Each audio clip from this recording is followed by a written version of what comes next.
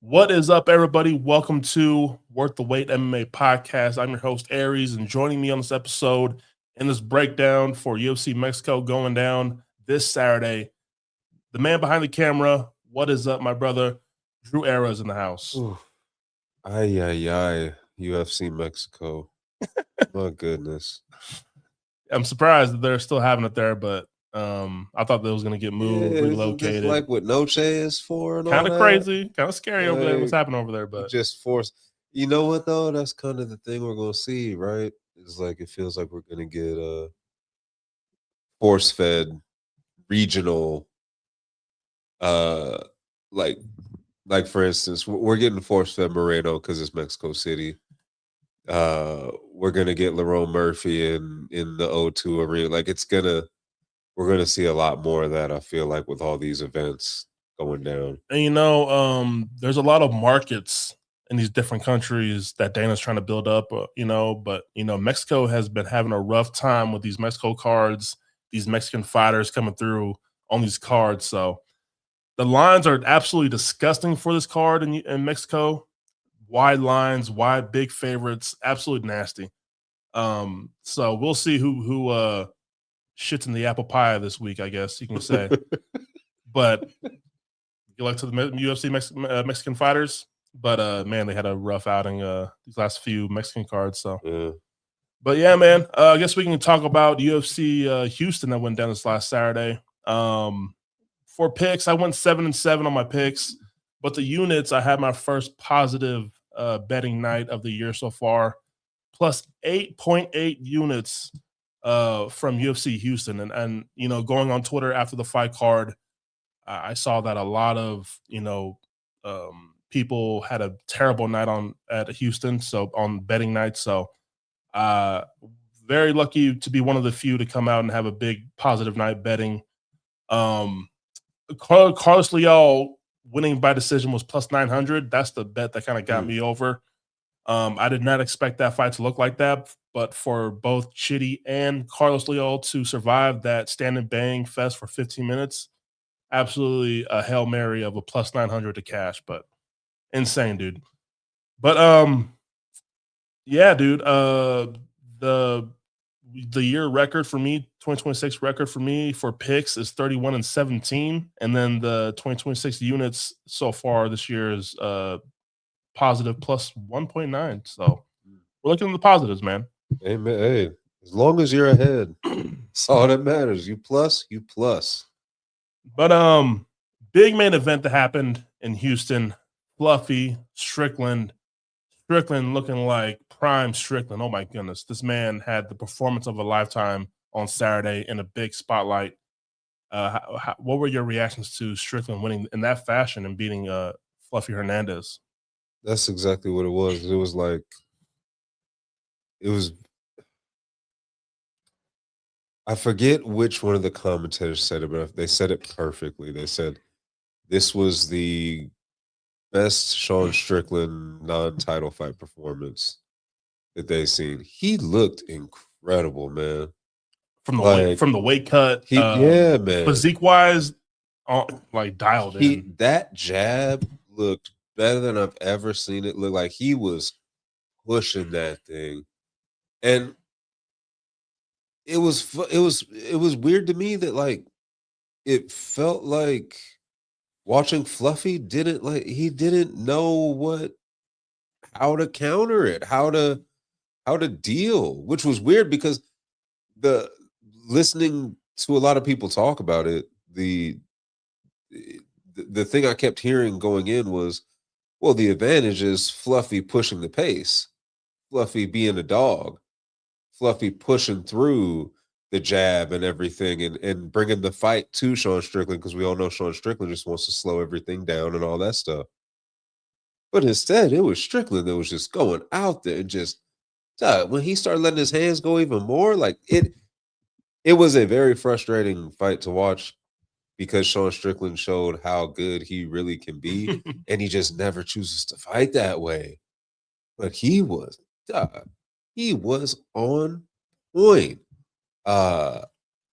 We texted back and forth after it, and like look, there's a clear. I mean, honestly, we don't know what's going to happen with 85 now. If we're being honest, if there's rumors all over the place of what if Hamzat's going to leave and I thought Carrera. I thought that rumor like, was true. I don't. I mean, I still think it could. But I don't Yeah. see why it wouldn't be still, especially if Alex moves up to heavyweight. Like everyone just kind of shifts up a weight division, but like there's a clear number one at 85. But if Hamzat leaves, like there's no. Sean Strickland deserves a title shot after that, man. That was incredible.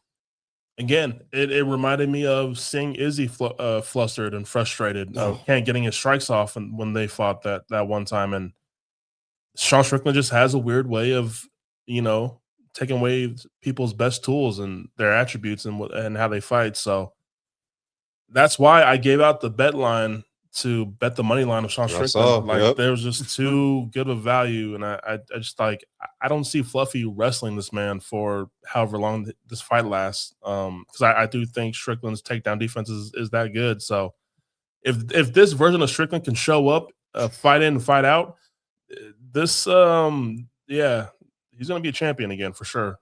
I mean, in that because you look and there's Hamzat leaves, it's Imavov and it's DDP. Mm-hmm. So I wouldn't be mad if DDP got leapfrogged for a title shot. And it was Imavov and Strickland. And I'm sure DDP's, he's been really, really quiet since losing the belt. Very quiet. Kind of has me wondering, but I'm sure he's kind of getting that wrestling and takedown defense shirt up, hopefully. He better fucking be. Because I feel like that's his downfall right now as a fighter. But yeah, DDP's been quiet. But yeah, I think it's Imavov and Strickland, man. Like, Strickland run that rematch. Oh, he looked good. But man, a tough loss for Fluffy, who was on a win streak going into that fight. But to go out like that, yeah, that was tough, man. That was tough, especially again when the thought was he's going to be the aggressor, he's going to be the one to, and maybe it was that, maybe without even being that, maybe just the perceived threat by Strickland's camp of Fluffy coming out aggressive or bringing the fight to Strickland. Maybe they were just like, hey, double up on the jab then. Let's get in front of it before he even has a chance to get aggressive. Let's just cut that shit off right off the bat and bust his nose up and stuff and make him think twice about coming in or even trying to enter because this jab is just keeping it at bay so much. No matter what it was, whether it was game planning, execution, all of it, like it was a damn near like perfect fight from Strickland. Yeah. In the co-main, please, yes. Jeff Neal might be done. This man is cooked. First of all, Geoff been that chin been gone, man. It's done, guys. It's officially done. Stop. Woo! What and the celebration afterward was fire. I don't know what he was doing, but it was fire. Woo! Yeah. Right. This man might have won a lot of fans over on Saturday with that performance. Oh my goodness. That's and now he's in the top 15 now. He's number 12 in the welterweight division now. That's just the name that you kind of write, man. You have to write this talent. And dude, that was fun. That was a fun and it's three or four in a row now. I think it's 3 for him, and that was the longest one because the other 2 were in quick. Yeah. So, and that's the fun thing, right? Is that we talk on this pod a lot about the welterweight division, and there's rumor about what's coming up next for the welterweight champ, which excites me if it's true. But it just throws another name in there, like another fun name, because there's a lot of bangers at 70, man. Like there's a lot of guys who like to throw at 70. Yeah. So it's just another name to throw in the mix there who's a win or 2 away from, that top 5-ish range if they do the matchups right. And the call out afterwards I thought was great. It's a perfect call out. Love it. Like it's a former champion, it's a name, it's stylistically a fight that works in your favor. And the last time we saw him, that boy was damn near I laughed because he looked like this was smiling when he got knocked on his head by Carlos Prates. So I think that just injected a whole lot more fun into an already packed and starting to kind of hopefully sort itself out more 170. Yeah, man. Just a fun style. A kill or be killed type striker. Again, we haven't seen much of his game because he's finishing these fights so early, but I love that we see Benny in his corner. So I'm excited to see what kind of ground game Medic has and see if it can be tested. But even if it doesn't get Leon Edwards, I mean, Bonfim or Buckley, you know. Well, they just they matched up Buckley. Oh, did they? With I believe Sean Brady. Oh, that's right. Yeah, that's right. Sean Brady, the April 25th. So about a month and a half. We got that's gonna again a division that's gonna start to sort itself out a little bit, hopefully, in the first quarter half of 2026. Interesting fight. But yeah, Buckley and Brady. I think that one was announced this past weekend on the card. Yeah, I think this lines up for Leon Edwards, man.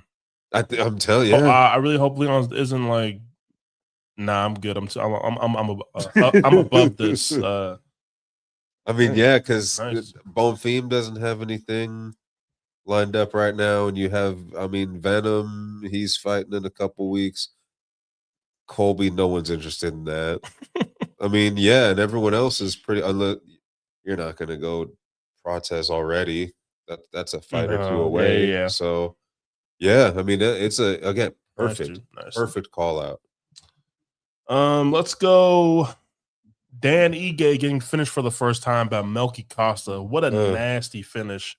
The spinning back kick lands. Melky Costa is on a roll too. At 145, looking like a very, very dangerous contender to be, in that top echelon of that featherweight division, man. Melky Costa looking really, really good, catching fire. I'm really, really interested to see who they pair him up with next, because it's getting to that point to where, the bigger names of that division, Melky Costa is going to have to see. So, yeah, man. Dan Ige getting finished for the first time in his career. So we have Spivak pulling off the decision win over Deliha. Goddamn. Terrible. And another heavyweight potential, new face-ish fighter in the heavyweight division is out now, and now Spivak is kind of back, and that's like worst case scenario for the heavyweight division in my book. I mean, clearly they're not playing around with the heavyweights. Yeah, he might get cut for losing. Yeah, I mean, because they're just cutting anybody. Yeah. Kobe Smith, man, or Jacoby Smith getting that nasty finish. Oh my goodness. I hope Harold is doing okay.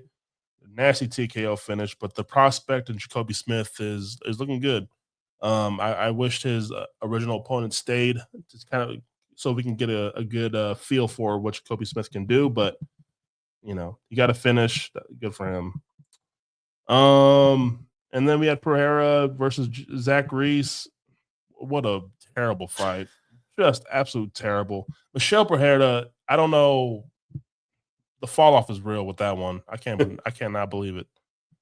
But again, the prelims did not deliver on this card. I think this card was like so bad, and then it kind of picked up with the finishes in the main card. But UFC Houston was not a good turnout, I don't think, man. Again, just a lot of fat. There's a lot of fat on these cards.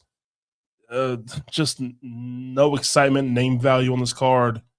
We really had to depend on people willing to bleed and fight for this bonus that they're giving out now, and no one really did. So it really just led to boring decisions and not many finishes. So yeah, UFC Houston might be the worst card of the year so far. I'm not gonna lie to you guys.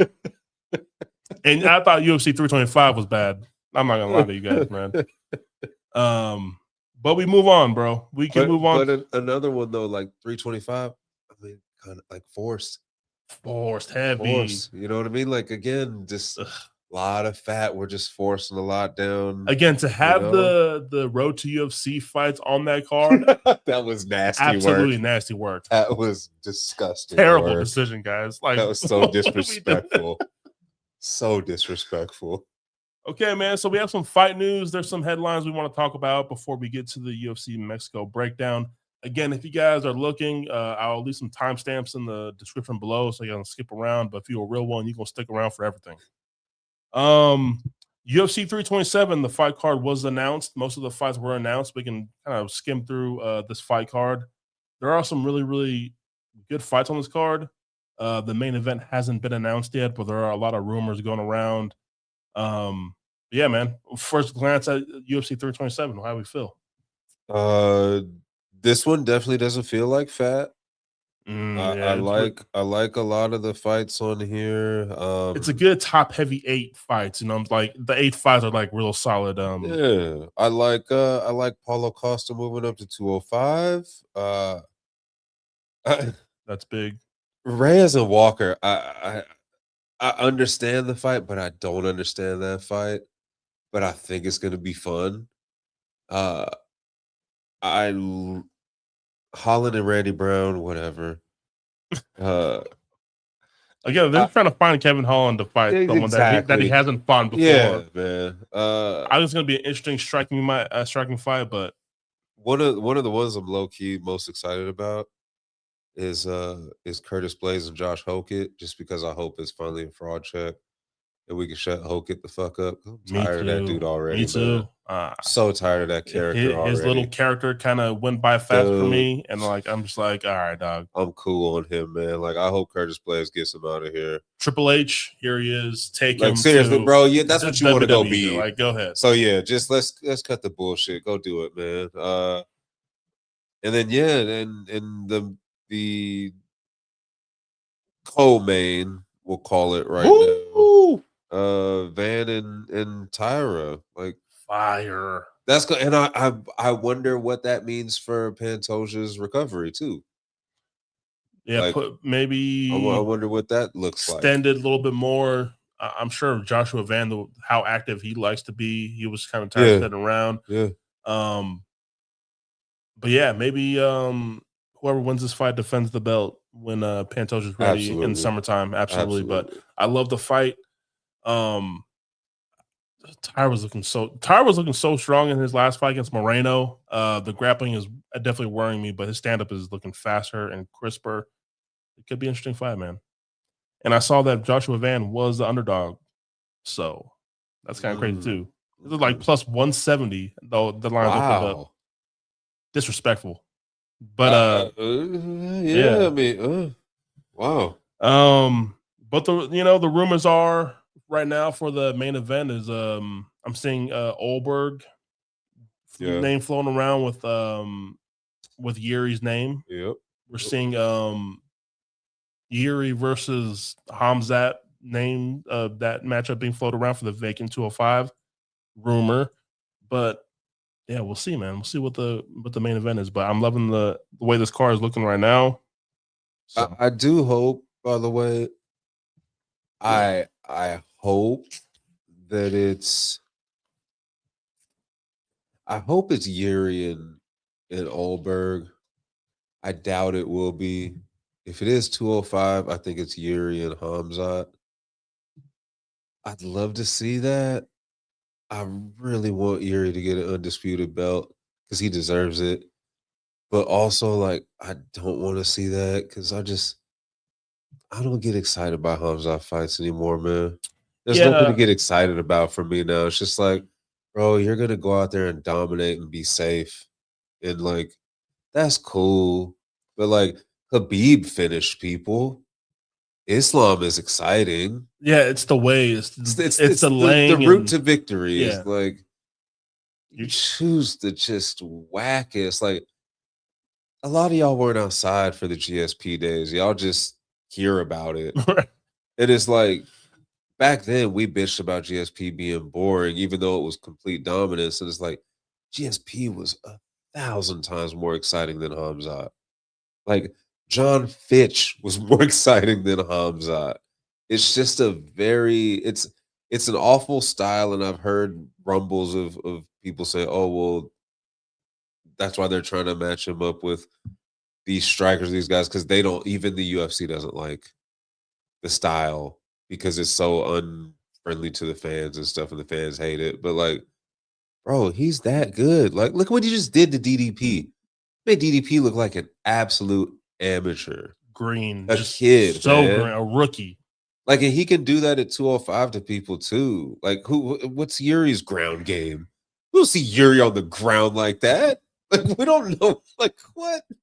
So it's like, as much as, yeah, I'd like to see that, it's like, no, man, I don't want to see that. So that I'm hoping Hamzat stays at 85. Give me Yuri and Olberg. That excites me way more. Yeah. And then we'll figure out 205 going forward. But I do think it's going to be a 205 headliner for that card. I think so too. And I do agree with Drew. I was like, I hope there's an Olberg and Yuri matchup. We got to find a way there. Yeah, and I hope Dana can talk to Hamzat just to stay to defend the belt at least once. I mean, right? We can't just keep running and not defend. Like, this whole culture of double belts and chasing double belts is absolutely annoying. It just messes up divisions. Yeah, and that's all it does. If you lose, it's vacant, and then now we have to do a interim, and again, it just messes up the whole schedule of the division. And we're holding fights. You know, contenders are not fighting, so I hate it, dude. Yeah, that's true. And not like people are not even fighting that long now, so people are just chasing the legacy to hold another belt, and now it has less meaning, I feel like. So it's just, yeah, it's annoying. What else do we have? We got Conor's comeback for the White House. It sounds like it's a thing, but we'll see. I mean, we know it's not going to be Chandler. There were some people spectating that he could looking at Diaz or Poirier. That's the names I've heard the most. And Poirier even said like he'd be willing. He's Poirier because Poirier he was on Twitter like last week or something talking about he's itching to fight in the White House card, would be an honor to be on, and blah blah blah. Bro, I have so much more interest in seeing Diaz run it back with Conor than Poirier. I'm good on that. Yeah, me too. I mean, and just for the trash talk of itself, the press conference aspect of this, I would much rather want to see a banter of Conor and Nate Diaz now. So, but like, who else is there? Because I was hearing that Conor wanted to fight a 170. I've heard that young name. So people were floating out Carlos Prates, which nobody wants to see the public execution of Conor McGregor. Doesn't make sense to throw out a Prates and waste a Prates fight on a Conor McGregor. Or does it? I mean, because what makes you a bigger star in the world than taking out one of the biggest names in MMA history? It doesn't matter to the casuals that he hasn't fought in however many years, and that the past three of his fights he's looked kind of washed and trash, and he's ended up hurt and knocked out and in the fetal position. He's not the same Conor McGregor, but that name is the same. The trash talk will be the same. The walkout will be the same. The weigh-ins, the tattoo will still be on his chest, and he's still going to strut across that cage. And Carlos Prates will get rid of him anytime he wants in that fight. And it's not going to matter. The fighters will know. The hardcores will know. They'll be like, yeah, man, that's what the lines will tell you when Prates comes out as a minus 325 favorite with a minus 200 knockout to win. Conor McGregor is not beating Carlos Prates. No. He's not even keeping it like, no. Have we seen what Carlos Prates does to people? Like, what? But I'm sure this man would be happy to take a bag like that and display a nice knockout. Oh, for Prates, it's perfect because, again, it is a star maker. Because, again, it's like, I don't even know, like, it'd be like someone beating Anderson Silva. It'll be like Pfeiffer when he beats Izzy. You know what I mean? It's like, yeah, he's beating Izzy, but it's not I can't even compare it because Conor's been out for God. Like, I'll look up right now when his last fight was in the UFC. 15, 16, 2015, 2016? Nah, had to be like Oh. 18. Oh, You see, he fought Cowboy at 2018, I believe. 21. July of 2021 20. was the Poirier fight. He fought twice in 21. He fought Poirier both times. He fought in January and July that year. Hasn't fought since. It'll be almost 5 years. And you want to move up to 70. And you want to move up to 70 at the age of almost 38. And you want to move up to 70 at 5'8". Like, you're not Sean Brady. Nah. I don't see, again, it has to be a Nate, just someone that could be on his level for a little bit as far as like just movement, striking, speed. He doesn't want to be at a huge disadvantage. I wouldn't think so, man. Martinez is 6 years younger. He's 5 inches taller. Goodness gracious. Like, like, come on, man. Like, but that's the thing. Like, who else is there at 70? He's too tiny for 70. The name's at 55. Again, he'll bring whatever name. Like, his name is enough for anybody. They could put me or you in there against him, and it's going to draw because it's Conor. Yeah, it's got to be a Poirier or a Diaz. Like, got to be running something back. I just don't see a young fighter putting, I don't know. Or you bend the knee and you're like, hey, no, you know what, Michael, you and your black children get the fight. There you go. Like, we've only been building this stupid fight for, like, we filmed the whole season of a goddamn show. Like, it's. And with the White House, we have to find people who want to fight for Trump and who like Trump. Like, what if it was Conor versus Colby?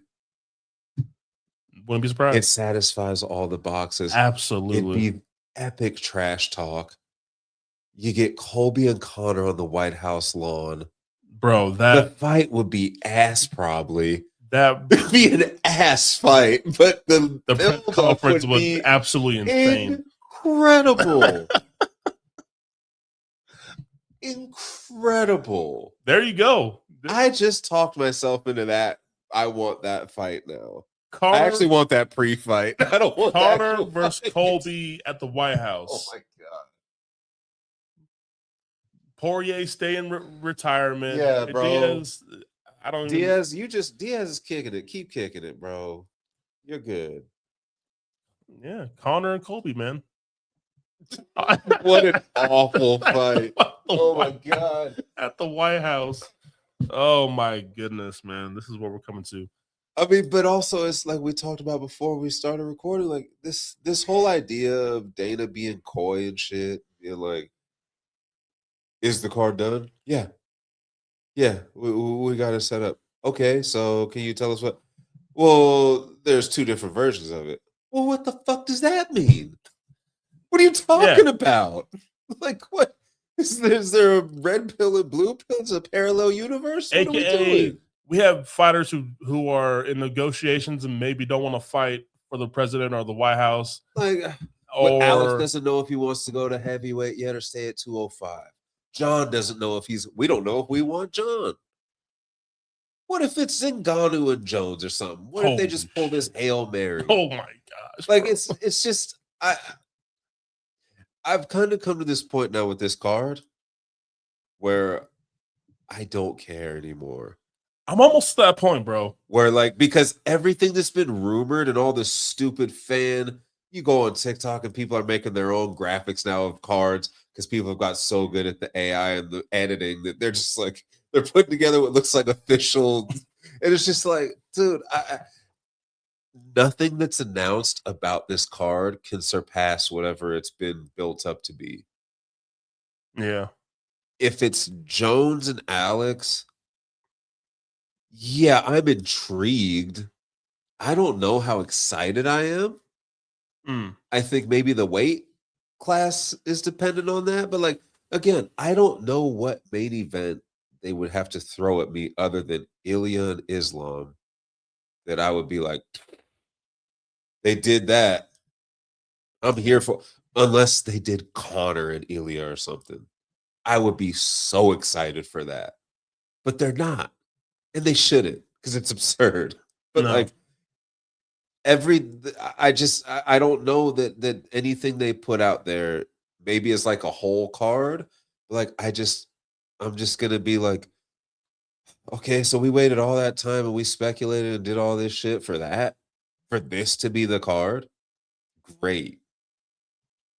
Again, I still don't think it's not even put together. It's not even Gaethje Ilya right now is the main event, most like is the most makes sense rumored main event. Yeah. Does that excite you?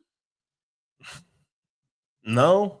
You look like Hollow over there. I'm not excited. No, like, it's because we kind of know. Yeah, what's gonna happen. So, but if you're going to guarantee me 6 more title fights, you're going to pull all the women's champions on this card, which is like you're just going to mess up everything. I don't care about the women's champs, really, to be honest with you, and who they defend their belt against. Now, we got to pull some fights out the ass just to fill this card with fights that probably don't even make sense. So that's what I mean. Like it just feels like something that's going to be forced that has the potential to.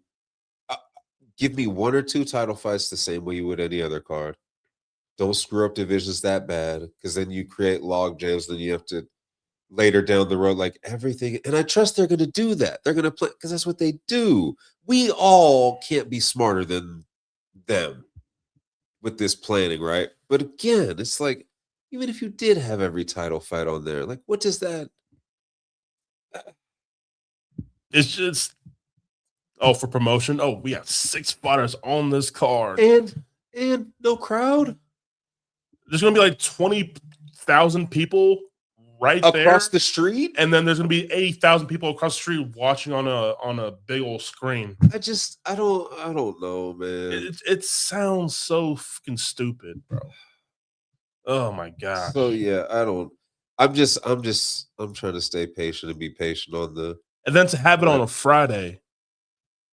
And then to have it 2.5 weeks before fight week, which is always your Super Bowl of cards. Your card, but now you're taking 6 title fights away from us, and now international fight week's gonna be total ass. International fight week's gonna be like an Apex card, and we can't have that. Oh man. So yeah, I think as a whole, as an MMA community, everybody, we all just need to just let it all breathe for a while and just chill and be patient and wait. And hopefully one Friday, Dana tweets out like, hey, I'm going to be on IG Live later, and it's him doing the fight announcements. Or at one of these upcoming cards, we get 326 maybe. Yeah, in like the 2 next weeks. 2 weeks. Yeah, 2 weeks. Maybe in 2 weeks we get the announcement during that card, because that's the next big one that everyone's going to be tuning in to Paramount for. But up until then, like, yeah, I'm cool, man. I'm okay. I'm tired of rumors. I'm tired of this and that. Just hit me when there's an announcement. It's like, just give me 8 solid fights with 2 championships at the top of the card, and just. Give me fights too. Give me strikers. Just give me your 2 or 3 goofy fights, right? That are just like Connor and whoever. But then give me 3 fights, 2 titles, 3 goofy fights, right? Then give me 3 fights that mean something, that are going to push forward 3 divisions, that are also exciting, like a top 5 to 10 fight ranking fight. Like, if you want to go Sandhagen O'Malley to help out that division. A striker's delight right there. It'll be fun build up to the fight, all of that. If you want to do something at 70, you can do that if that's not one of the title fights. If you want to do something at 85, if you want to put Strickland on there, put him on there against someone that's going to push forward the division and establish a next title contender in each division. But like, yeah, give me 2 titles, give me 3 bullshit gimmick, and then give me 3 meaningful. We thought about this, and this is with intention going forward, since this whole White House card feels very short-sighted. Yeah. Yeah, man.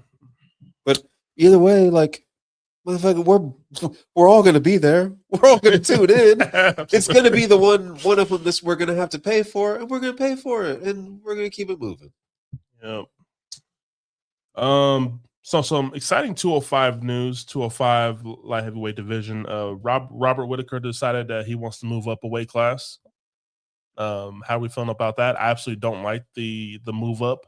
Oh, I get it for where he's at in his career. I get it, but to see you chinny at 185 and seeing you go up a weight class doesn't feel right to me. But I don't know. I don't know what Rob Whittaker has left in his tank to kind of prove, but also the will and the heart to kind of go up a weight class at these big 205ers and strike with them. And I have a hard time seeing a good successful 205 career for Robert Whittaker, man. I mean, I think it's I think that, so it feels to me like the guys that are the 2 guys that we're going to talk about moving up to 205. Costa already has a fight announced. Whittaker and Costa is kind of crazy too, that like they're giving him the 6th ranked 205er in the world. Like, that's kind of wild. That's a real big, like, hey, let's just throw him in the deep end to see if he can swim, and if he can't, fuck it. That's gonna be a fun fight, right? So fun fight. I'm curious what they're gonna do with Whittaker. I don't know how far off Jam A Hall Hill is away from cut. I've seen videos of this nigga back in Grand Rapids acting like a real jerk off over like in the last couple of days. It's just making me I will never be able to turn the corner on that man. Jamal Hill's a certified loser. Like, period. He's a loser. Yeah, everything with Joanna. After that, I'm like, nah, I'm got that too. What? He's a loser, man. Yeah. But I wouldn't mind seeing Whittaker go in there and bang with him. I'm curious as to what they're gonna, because I think with both of the guys again moving up, when you look at the top 10 and you just look at middleweight period, they've gone through all those guys. And in Costa's case, pretty much lost to a majority of them. And with Whittaker, it's like, yeah, well, what else is left? Yeah. So, at 85. I get it in that sense. So, and with the age, tougher to cut as far as on Whittaker's end, I'd imagine. But yeah, I think it's more of a matter of just how they're gonna plan his. Because I mean, I technically, if you throw him in there with like a Jamal Hill or an Ozdemir or something, like, yeah, those are top 8 guys. I was looking at Guskov or Ozdemir. I was looking at those 2 names. Because I mean, that's a thing too. Is like, okay, if you're moving up to 05 and you can't beat Ozdemir, okay, we know what we have here at 205. Or if this is too much, here is Nikita Krylov. Yeah. So I mean, yeah, I think it's just a thing where you're gonna. I mean, yeah, yeah. It's a late career kind of. I don't even want to call it a resurgence or rebirth. Like, feels more like almost like a Hail Mary, or just like I don't want to cut the weight anymore to keep chasing these guys who I've already fought and didn't have success against, and I'm only getting older and putting more miles on me. So go get some checks at 205, the 2 of you. And for Costa, I mean, I don't know what he negotiated, but that's a huge chance. Huge. That's a huge opportunity to make a gigantic splash and jump ahead of a lot of mediocre fighters at 205 that are in the rankings. Yeah, man. And I love his fight style at 205 as well. But again, Azamat versus Costa, man, that's a really great fight. Bro, I don't have any other news. Do you have anything else? Just look, man, just real quick. I mean, it who knows? It's never gonna get back to him. But in the event it does, like we just tell UFC fighters like smarten up and wake up and you're idiots. Because like we were talking about before, like this whole boxing shit is going down with Zuffa Boxing and they're signing Conor Ben, who's like he's fine, but he's like a relative, like not a he's not an unknown, but like he's not what some of these UFC fighters are as far as uh to the public at large, honestly. Um and to get the deal that he got is it's not surprising because that's what boxing is. Boxing has always been more money. Absolutely. Boxing. This is not a surprise. This is not a shocker. If Sugar Sean O'Malley and MVP and any other fighter that's spoken up about it, if they are naive, narrow-minded, uh, tunnel vision, just flatly dumb and blind enough to be like surprised by this, shame on you. Uh, this is the game. Sean O'Malley to say like as much blood, sweat, and tears as I put into this, and just see the guy like, yeah, bro, that's what it was always gonna be. Dana was a boxing promoter before he ever even messed with the UFC. Dana's first love is boxing. Like that's on record. You can pull that up. It's a known thing. The moment he got into boxing to be competitive in the boxing game, he had to throw around money like that. Like it was inevitable. And this is just the beginning. And this is for a guy who is more than a prospect, but like is far from a finished product or the top fighter in his weight division, the top boxer in his weight division. Like if Dana really wants to when he's really gonna start making splashes, that 15 million ain't gonna seem like shit. Mm. And then imagine what the UFC fighters are gonna say. And like we talked about before, like Dana's the face of the boxing, right? He's still technically the face of the UFC. That boy don't he's got one foot in the UFC now. He is the face of the UFC now. And that's probably his main job. Because you even notice in fights now and post fights, these fighters are shouting out Hunter. It used to be Dana, now it's Dana and Hunter, or it's just Hunter, period. Like the dynamic is slowly starting to shift. You pay attention or you're gonna miss it. But Dana is again that one foot that got out and is into the Zuffa. That boy, he's starting to get some of them toes out of the UFC too. So there was a clip that dropped. I think it was after the first pay per view or the first card of the year, UFC wise. But there was a clip that dropped, and it showed backstage footage of Hunter with another fighter, and like fighters going to Hunter or Hunter complaining about something to the fighters. It just kind of showed that like the respect that people have for Hunter and like how much Hunter is really involved with maybe the background stuff. Again, Dana being the face and the voice of everything, but I think people and like Drew said, fighters saying Hunter's name more and more. That clip kind of just showed like the power and the presence that Hunter is behind the cameras and behind everything. So it's almost like he's the it's almost like he's kind of like the cool parent. Yeah. The one that like you go you listen to him and you Yeah. do what he says because you respect him and because he's not the one that's riding you all the time or getting out on the press conferences talking shit and talking crazy about you and you're not like nah he gets it more and that's what I mean. Pay attention to that kind of stuff because again like they secured the big money deal, right? We talked about this last year. You secure the big money deal, you set the company up for success, you set Hunter up for success, and then you dip away into the boxing and you go and make that a monster. I will go back and listen and I'll find when I said that shit. But it's all going according to plan. Mhm. It's all happening. And to me, that's the funny part. And I think that's exactly what Dana wants is I'm gonna go over here and throw bags at all these boxers. And you fighters, y'all don't even realize I'm not the one to complain to. But Yeah. you're still bringing me up and you're still complaining about me. And I ain't got nothing to do with it no more. But y'all go ahead, yell at me all day, and guess what? You still getting the same shitty checks because you're not even complaining to the right people anymore. Because I guarantee UFC fight, I guarantee there's, I'd say over 60, 70% of the roster.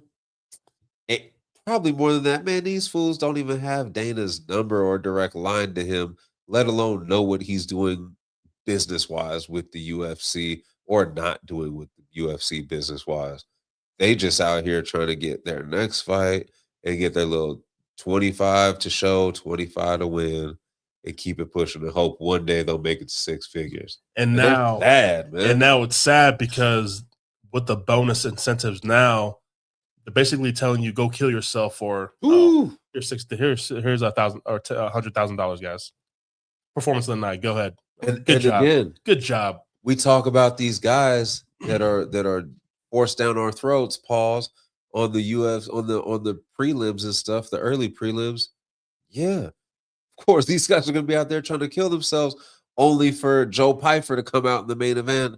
And he knocks out Izzy with a straight right. And it's like, well, Pyfer did it to Izzy, so 100 racks for him. And it's like, well, what the all right, man, just because nobody saw my shit, because you put me down here, like, I get bypassed? Like, so, yeah. It's not my fault you got here late. Like, come on, go look at my highlight on the Theo Vaughn saw my shit, bro. Like, so, and again, that fighter is gonna go on his Instagram or his TikTok or whatever, and he's gonna cuss out Dana White, and Dana White's gonna be sitting there like, bro, for one, I don't even know you. For two, like, bro, that's Hunter and them. That's not me no more. But y'all go ahead. Go ahead. Keep talking. Y'all go ahead. I'm gonna cut you. So like, keep talking. Keep talking and doing nothing. It's just a shit. And Hunter and them go get like just a nice position to be in, man. So yeah, he's and it's right where he wants to be. I'll bet. And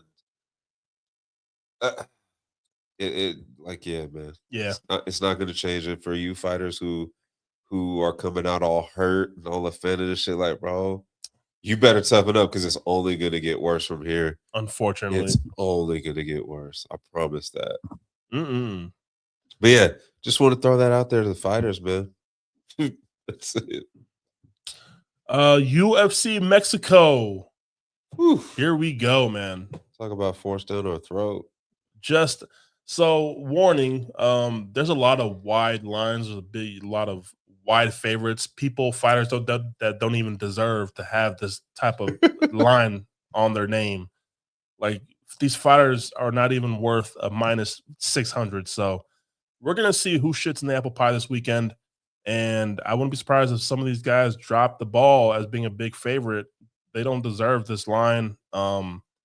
So it really did kind of make me have to watch a little bit more film carefully to get my picks. So if you see me jumping off the cliff saying that this big dog is going to win, that's just what I see on watching the tape. But again, they're not helping us with these lines at all. So yeah, anyways. All right, man. All right. We're going to get into it. Let me pull up. The first fight of the night, we have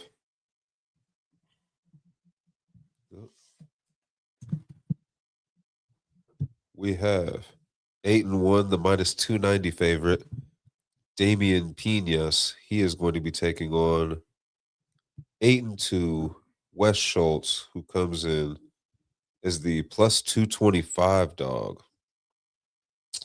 So, Damian Pinas here. Careful with this last name. Goodness gracious. Pinas. He has big KO power. He's a very measured in his attack, but he's not really reckless with his big power. That's the good thing about him. He looks really seasoned in his striking. The mat, looking at the tape, like he reversed a half guard, which was really impressive, and people were saying that he's like a white belt in jiu-jitsu, but by what I saw, it doesn't look like it. Looks like he's a little bit more well-trained than that. But I'm wondering if it was just bad competition that he was fighting and just kind of muscling his way through these transitions on the ground, or he's just really that good on the ground and people are just overlooking it just because of his stand-up is too good. but he has a really good left jab to right straight. That's how he kind of finished a lot of his fights in the original scene. But with Schultz, he's a collegiate All-American wrestler. Scrambles to create openings. So he has a really good advantage here with the wrestling. That's going to be his way to win this fight, is to get on that gas tank of Damian and use the wrestling to drain that gas tank. So with this UFC Mexico being in high elevation, it's like 8,000 feet up in the air, guys. The elevation is going to be crazy. I really do lean more towards wrestlers and grapplers when they're up so high with elevation. So to kick off the card, man, I'm really leaning to Wes Schultz in the wrestling. I think Pinas could win the striking and have moments, but he was being taken down by lesser talent from what I was seeing on the tapes. So I think Wes Schultz can have his way with the grappling and the wrestling takedowns here. So I'm going to take a shot here. Again, this is going to have to be a big prove-it spot for Damian to be this big of a favorite, too wide of a favorite, actually. But yeah, give me Wes Schultz to pull an upset here, and I think it's going to be a submission. Dog number one. Dog number one. 1-1. All right. Up next, we go to the featherweight division. We have as of right now, the biggest favorite on the card. We have the American 8-3 Francis Marshall taking on one of the 8 million Eric Silvas to ever fight in the UFC. Venezuelan Eric Silva. He comes in at 9-3, the plus 525 underdog. He also is the biggest dog on the card. So Eric Silva is coming off an injury from his last fight. It's been 2 years since that fight with Nemov, and he injured his knee or something, or leg injury. So it's been 2 years. He's 38, 39 years old, coming off injury. I think this is probably one of my most confident picks on this card is Francis Marshall. I'm really, really high on Francis Marshall. Now, if you look at his last 5 fights, you see 3 losses there. A split decision to William Gomes. I think it could have went Marshall's way. Isaac Dolgarian, the man who got caught for point shaving and got caught with that betting and got kicked off the UFC. That man beat his ass. Just clearly just beat his ass. That Francis Marshall did not have a chance in that fight. But in his last fight with Myron Santos, very, very controversial decision there. Santos winning by a split decision. A lot of people saying that Francis Marshall won that fight clearly. I still lean Santos winning that fight, but it's a really, really close fight. Marshall put up a great fight. I think he's really, really explosive in his striking and wrestling. I think he can have his way with Eric Silva in any aspect of this fight. I think Francis Marshall finds a finish here, though. It's kind of hard for me to find what type of finish, but just see what the line is for Francis Marshall to finish this fight, whatever sports book you have. But I think Francis Marshall finishes Eric Silva, man.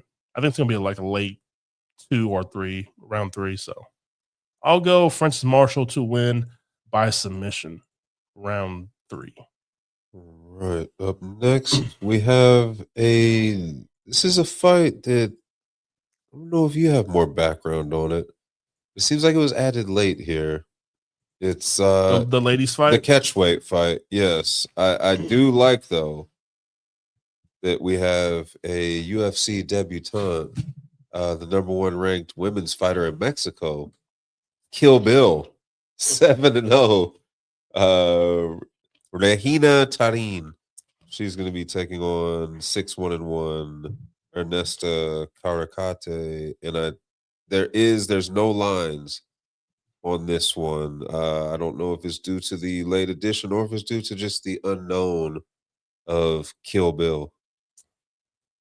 So Ernesta was supposed to fight Sofia Montenegro, and this is a completely different fight from that fight. So I'm really, really surprised that Ernesta kind of wanted this fight on short notice at catchweight, getting at 130. Now, people are saying, or probably looking at Tarin, however you say that name, Kill Bill. Kill Bill, yeah. 3 days notice. They're probably looking at her funny because short notice fighter, UFC debut fighter. I get it, but she was actually supposed to fight in a Muay Thai competition fight today or tomorrow, Thursday. And now she's getting signed to UFC. Now she has a making her UFC debut. So she's not rolling off the couch here. She's training. Had a camp. She's had a camp, but now it's just a full MMA fight. By the tape that I've watched on her, she really utilizes the cage. She moves around a lot, but her kicks are nice. She really likes to do a lot of work against the cage and get dirty in the clinch and throw some dirty boxing. But she's kind of really violent with her punches as well.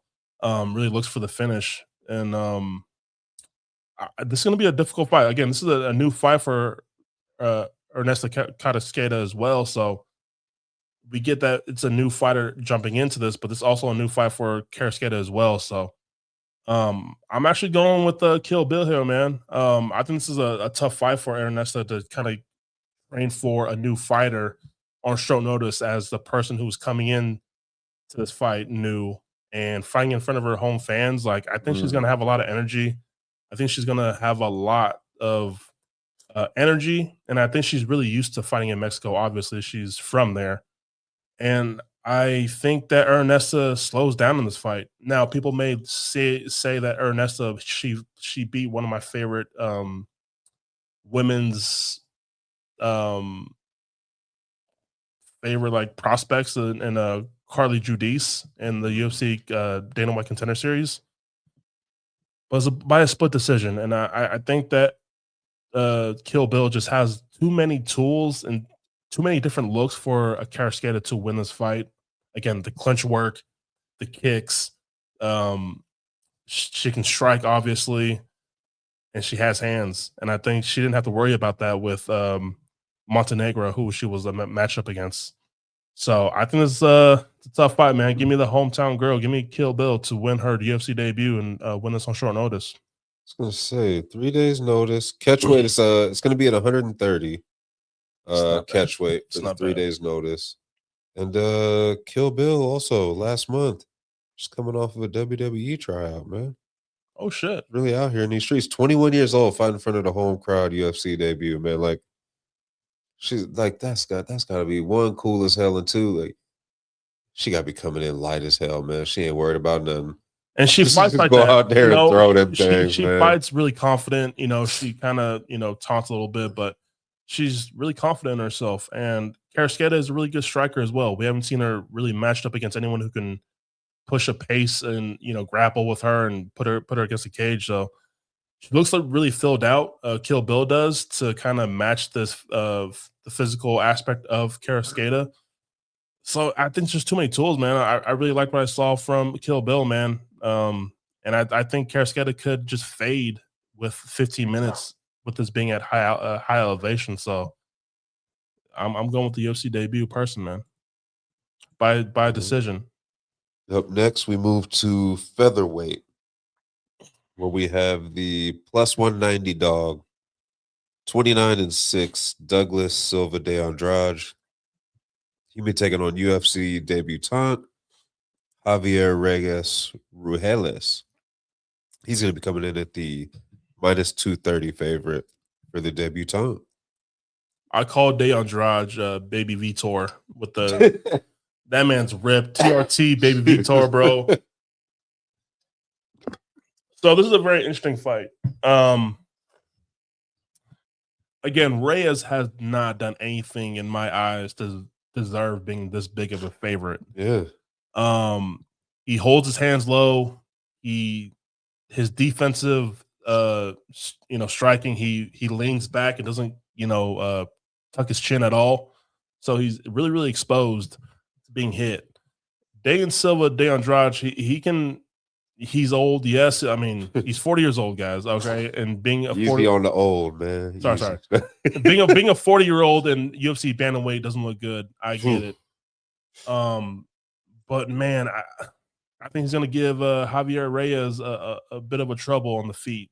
Reyes, it's not like he's a real skilled striker. I mean, he just throws from the hip and kind of just walks you down and throws wide. So I don't see this fight being easy for Reyes. So there's a part of me that wants to take the underdog here, but I'm going to settle with Reyes to win by decision. But I do not feel confident in this pick at all. They're betting him down at multiple books too. I'm looking here. I think Javier Reyes could win a decision, but I think the striking is close. I just think Javier Reyes can win this fight just off activity and volume. And you know, the only person to finish De Andrade is Peter Yan. So yeah, give me Reyes by decision, but I'm not too hyped about the fighter or the price tag that they're giving us a favorite tag at. So crazy. Up next, we're going to move to the bantamweight division, where we have the second biggest favorite on the card, 18-5, Christian Quinonez. He is going to be taking on the plus 490 dog, 14-7, Chris Moutinho. So I'm gonna jump out the window and say this right off the bat. I'm gonna put some money on Chris Moutinho this Earl. Week. Do it. Oh shit! Wrong bet. Whoops. I'm gonna sprinkle something on Chris Moutinho this weekend, man. Again, another wide favorite who does not deserve to be that big of a price tag. I mean, this man's 0-2 in the UFC, hasn't shown much of a ground game, and Chris Moutinho was a grappler before he was a striker. Now, I know Chris Moutinho's been getting his ass beat up and down the UFC octagon, but he's had a lot more success, yes, outside of the UFC, but at least he's winning some fights in a different promotion, the activity, and we've seen that he can take a beating and still be there with the Sean O'Malley ass whooping, but it's the toughness, it's the grit. And Quinonez only has some striking, and I don't know if I can really fully back him just being a one-trick pony in this fight, man. So that's why I will sprinkle something on that big of an underdog, and I don't believe in Quinonez, man. So, you know what? I'm gonna pick Chris Moutinho, man. I'm gonna show the man some love. I like it. Give me Chris Moutinho by decision. That's a very interesting thought on. So your point of Quinonez 0-2, right? Whereas like leaving the company, much like my man who Cop and him didn't fight each other. They fought more before the fight. Gosh, his name always leaves me. My man who fought Manel Cop, but they were going at it before the fight. Oh, more than the Russian, yeah, guy, right? Yeah. But like he leaves the UFC and he's winning fights. Going crazy too. He is. Mokaev. There you go. Muhammad Mokaev. Is there something?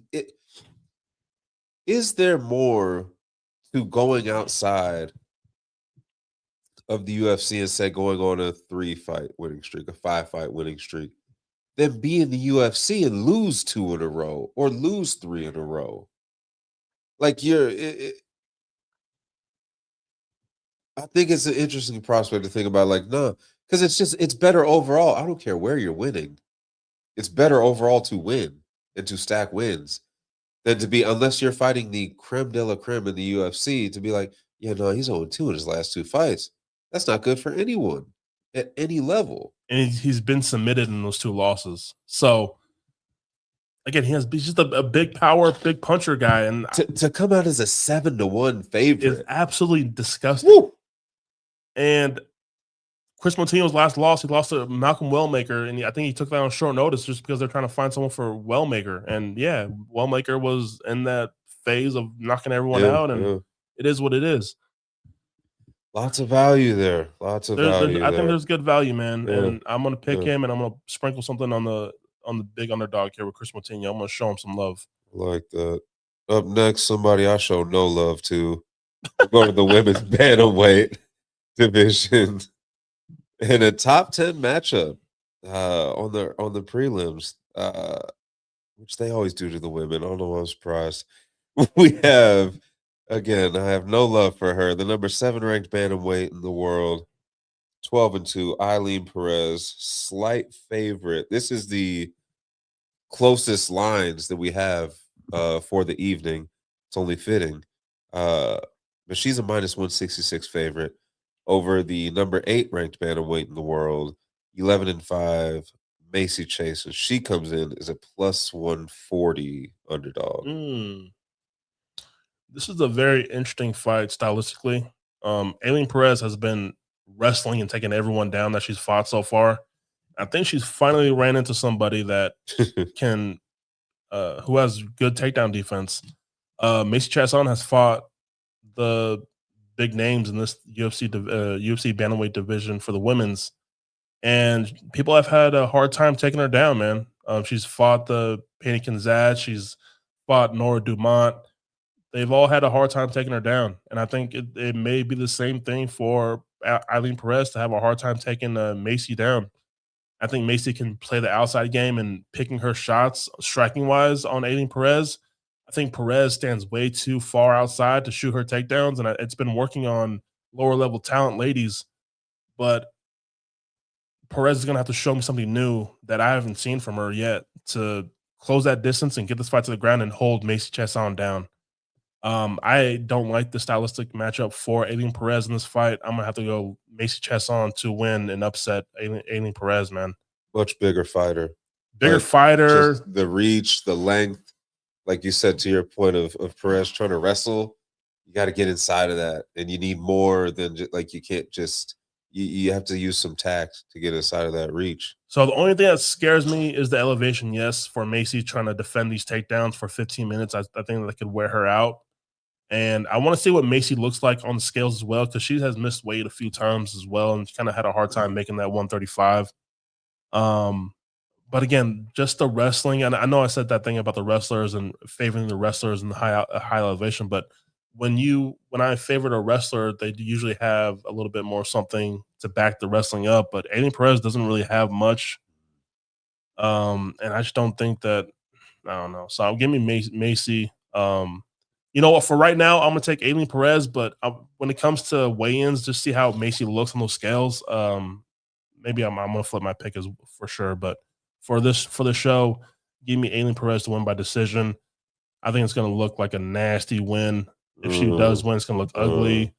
But I'm gonna see how Macy looks on the scales. So I'm gonna flip my pick on Friday. All right. Up next, the middleweight division.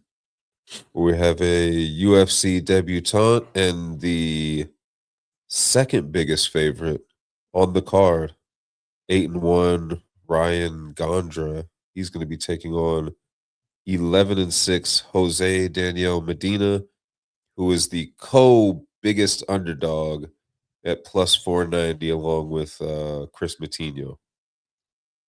Guys, I might be a little crazy, okay, but I'm gonna go ahead and sprinkle me, man. I'm gonna sprinkle something on Jose Medina this weekend. I'm not picking him to win this fight, but I'm gonna sprinkle something on this heavy dog.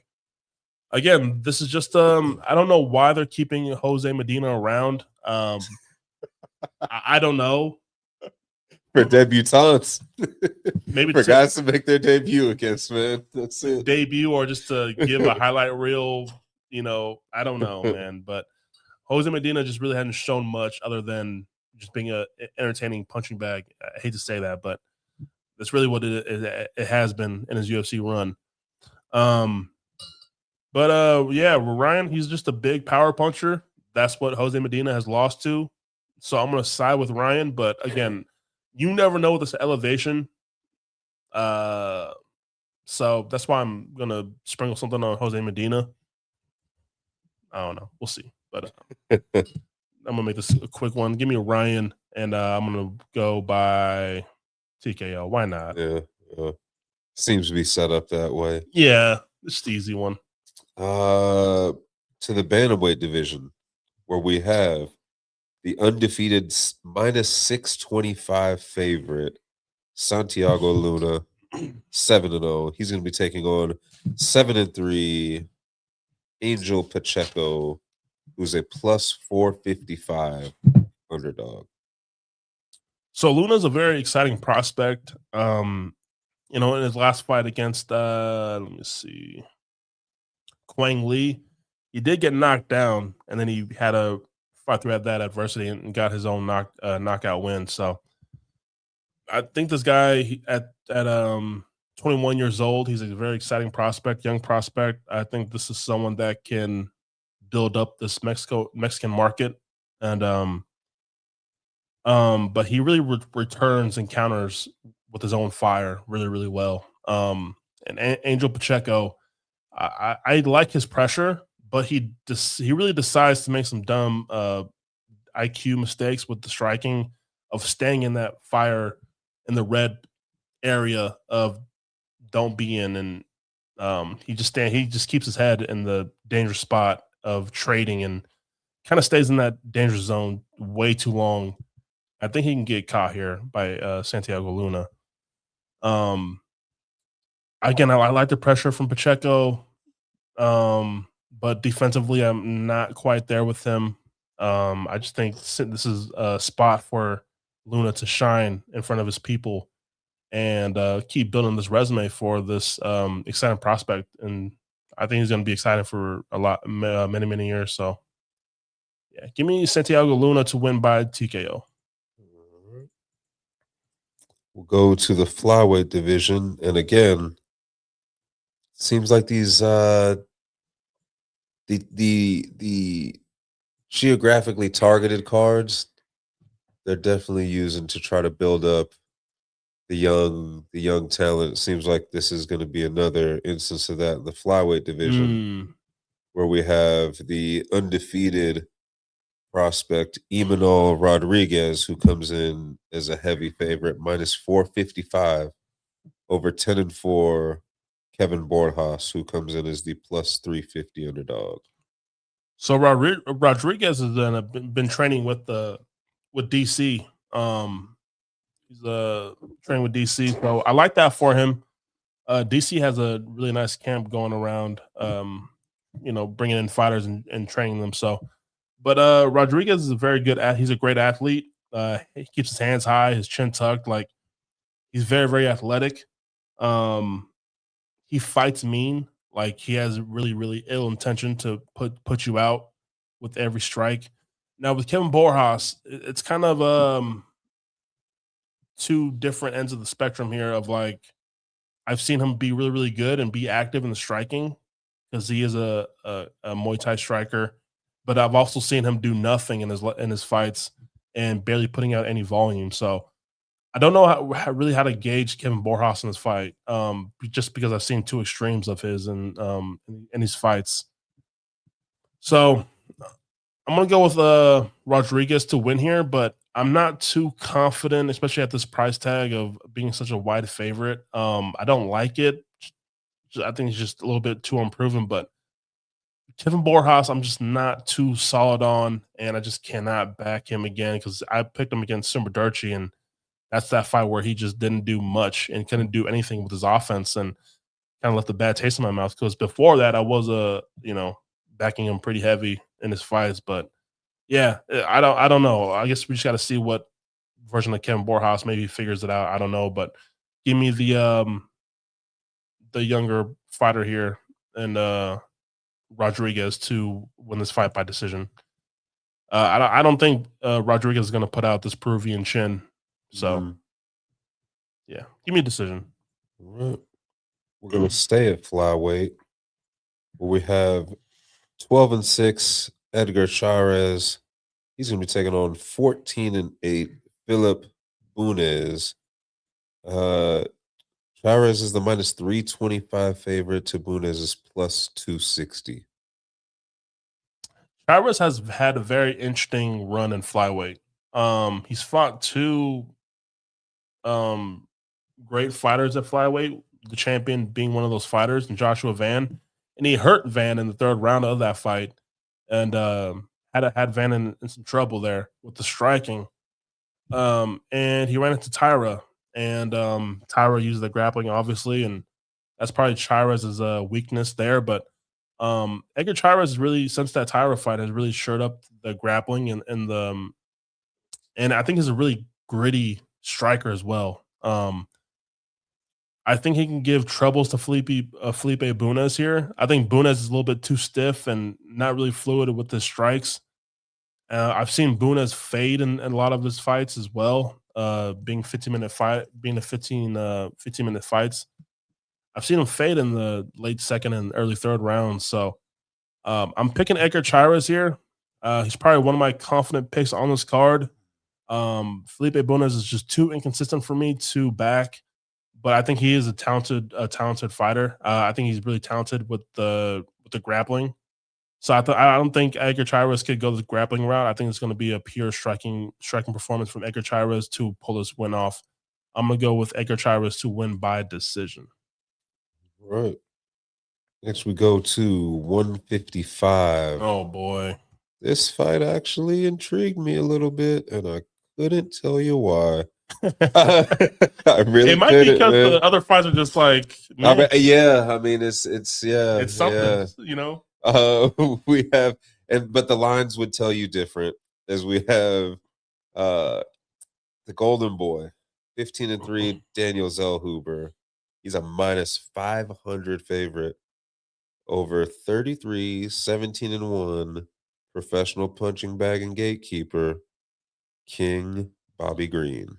Man, I'm not gonna lie to you, Drew. I've been on the fence about this fight, and I think that's why it intrigues me, is because I've never been a Zellhuber guy. I maybe it was Bahamondes pulling it out against him 2 years ago or whatever at the Sphere. I don't know what it was, but I just Zellhuber. I haven't been on him as a prospect. I haven't liked him. For me, I think I've been waiting for the Zellhuber performance for him to like. Okay, there he is. They keep selling us. There's this man that I want to see, but it's just not showing, and he has no power in his hands. In his last fight against Michael Johnson, that's what the one's kind of worrying me a little bit, because he just stayed with a game plan the whole fight, and it looked like he wasn't fighting with any urgency. And Michael Johnson was picking his shots, just cruising to a 15-minute decision. That one shocked me. That result absolutely shocked me. And I'm sure he was a big favorite on that fight as well. And now he's here at another -500 whatever big line as well. So it left a bad taste in my mouth with that Michael Johnson performance, because he just looked like he didn't have a second gear to get out of. He stayed in first gear. It looked like he stayed with the game plan that they made in camp, and he stayed with it to a T. Kick, move, kick. And that was it. Very, very frustrating to watch, especially picking, and I had Zellhuber in a few parlays that it just ruined my night. Why wouldn't you? Like, why wouldn't especially against Michael Johnson, man? Like, yes. I thought that was his come out party, but it's not. You can't trust Zellhuber, and I'm on the fence about this, because I don't know.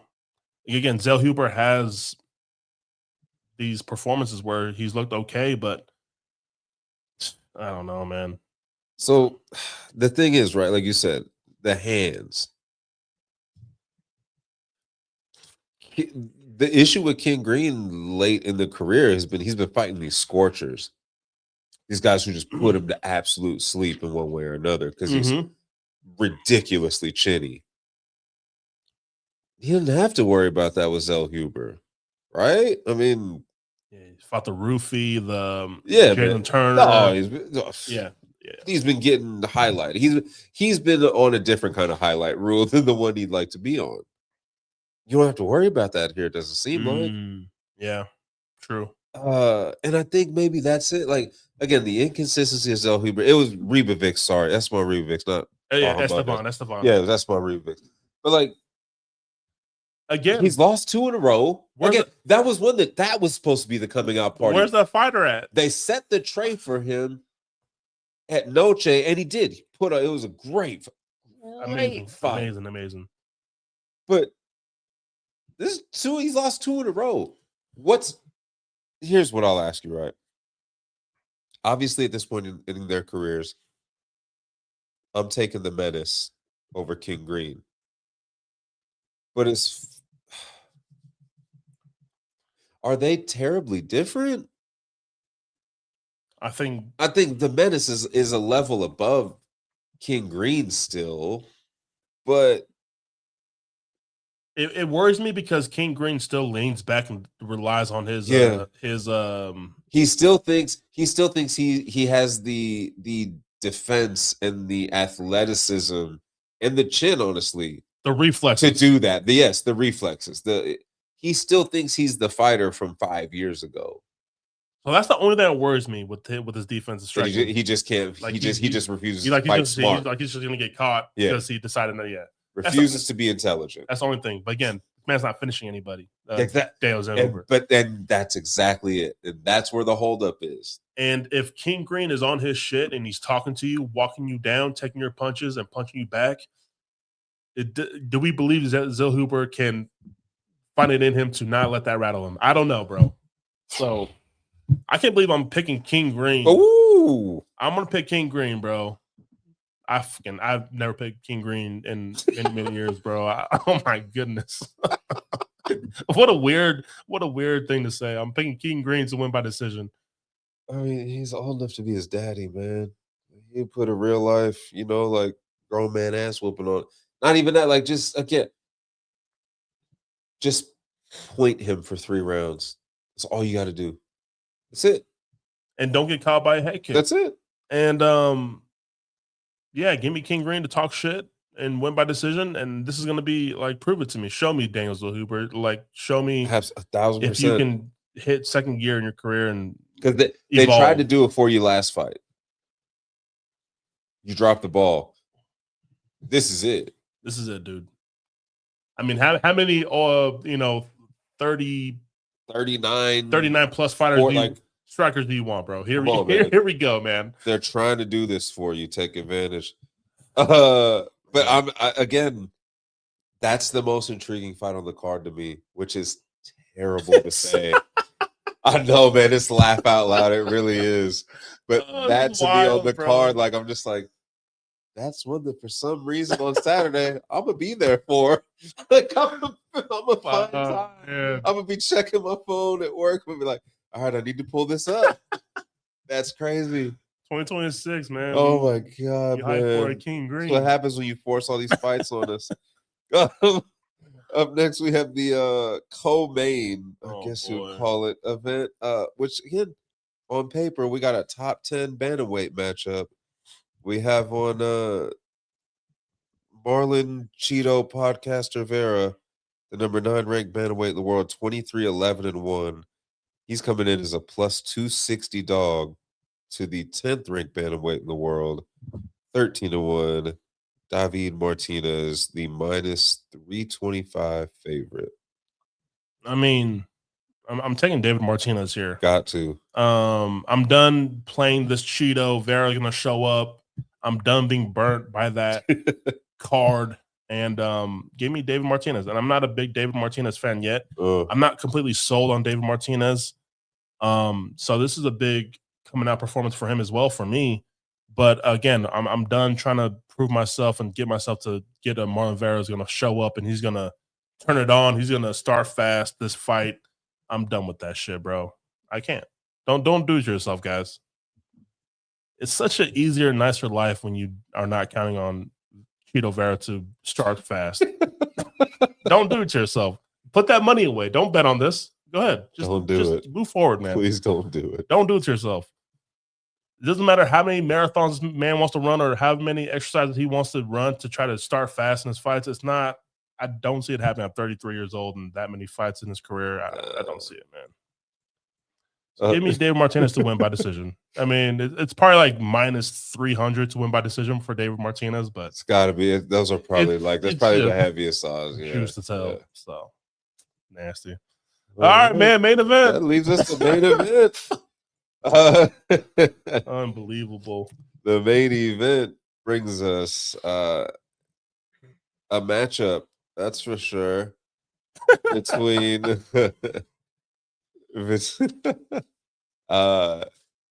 Between 9-1, the plus 170 underdog, the Ilia Topuria co-signed Lonnie Kavanagh.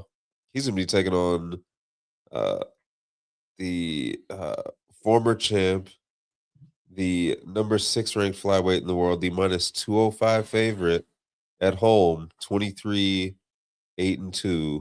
Brandon Moreno. Man, it's just crazy to see where Moreno's at in his career. Ooh, I mean, this man had it. This man had the game in his hands, but he's one of the reasons we're even having the card in Mexico, if we're being honest. Like, he did that. He did that. It's crazy. It was him and Figgy. Bro, yeah. Like, look at where these two fighters are now. It's wild. Oh, man, it's wild. I would say this. If Lonnie Kavanagh had a full camp, I think I would take him. He took this fight on short notice. This was supposed to be Brandon Moreno versus Asu Mabayev. Mabayev dropped out. Loner jumping in on shorter-ish notice. But Lonnie Kavanagh was coming off being knocked out by Charles Johnson. And in that fight, Lonnie Kavanagh was winning that fight clearly until that knockout. Yeah. The man gassed out in the second round. He put a lot of volume out in that first and a half 7 minutes of that fight. A lot of volume, and the way Charles Johnson fights, he's really pressure heavy, and Kavanagh just could not keep up with that pace and that pressure from Charles Johnson, and he got caught with the right hook. I like Kavanagh's striking. He's really quick with his punches. He's really fast. But something with Moreno though, like Moreno has really faded. I feel like Moreno, ever since that Steve Erceg fight, he's really changed his whole approach to the fight, and he's really staying on the outside of distance and really picking his shots.